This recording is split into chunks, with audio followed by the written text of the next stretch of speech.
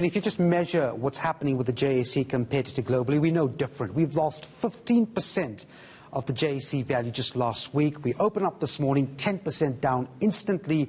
That's the markets. And then there's the issue of what's happening with the real economy. And that's where we kick off. I mean, it's one thing to survive the virus, Tulis. It's another to continue to make a living from the economy once the outbreak is over. And it's no surprise it's not looking good. So Trade and Industry Minister Ibrahim Patel this morning outlining how government is approaching the economic impact. Let's take a look. He says first, government is assessing the global impact of the virus, paying particular attention to the global economy and the export destinations of South African goods. Now, he says talks are underway to ensure disruptions are minimized.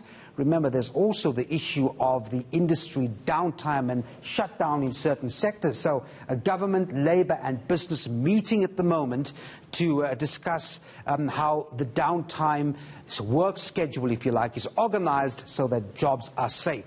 Also, top priority in terms of imports. Government will ensure that it secures supplies of medical stocks coming through into the country. And the local production of some of those stocks needs to be in place. So there's an industry locally that those stocks are manufactured. Supply chains, big priority in that regard.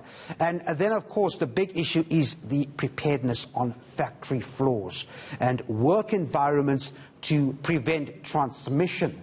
And again, that's a very important issue because you don't want a situation where the economy simply doesn't move because there's no one working. Again, that NEDLAC meeting happening at the moment, as I understand it, where business labour and government, I beg your pardon, are on the same page to ensure that you have that transmission minimized or mitigated against. And of course, to us, all these measures are just to make sure that the slowdown doesn't hurt the economy.